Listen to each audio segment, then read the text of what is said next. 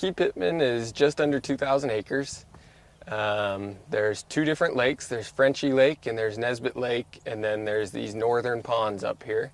So there's kind of three different units there. Frenchy Lake and Nesbitt Lake tend to attract a bunch of the diving ducks. You'll get your redheads, canvasbacks, golden eyes, stuff like that. And then the ponds in the northern area of Nesbitt, you get the mallards, the widgeon, the pintail, and the Canada geese use kind of the whole thing. So it brings a lot of wildlife use.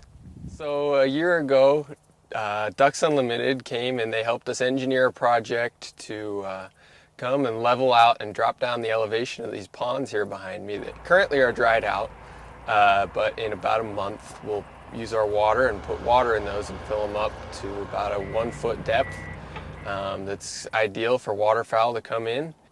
So the purpose of the project was, it had a couple of goals. One was to keep Endow's water from backing up onto our neighbor's property to the north. Another objective of it was to level out the ponds. They were so uneven before that it was hard to wade through them. There was holes and high spots, and so they're leveled out now so that they're even and they're safer to walk across.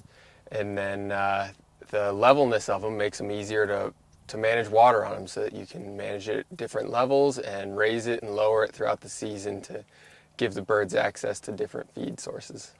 We're starting to get a little bit of waterfowl in right now. We're getting some cinnamon teal in, and they'll continue to come in throughout the fall. So as they start filtering in, we'll fill these up, and it'll give them a holding place and somewhere to forage and somewhere to loaf.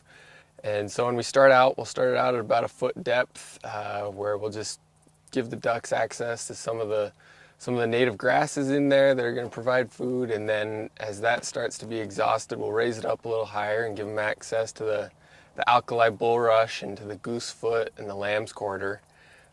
So all throughout the year it'll continue to change and adapt and give the ducks somewhere to eat and somewhere to stay.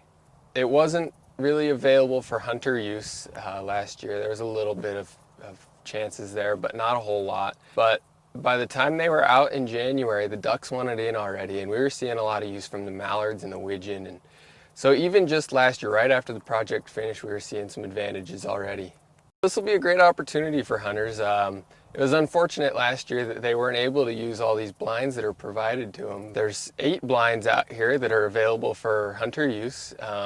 First come, first served basis. There's no reservations or anything, and we've had groups like Woods and Waters come in and donate some blinds to us to help replace some of those old ones that were falling apart. There's 8 blinds. Some of them are on islands, some of them are just on the shoreline. The shoreline ones, you won't need waders to get to them. They're just right there on the dry land. And then there's a handful of them that are on the islands that you'll have to wear your waders to wade out to them. It's really cool to see, both as the manager of the area, a hunter, and a conservationist, to see the difference that it's made in the area. It's very satisfying.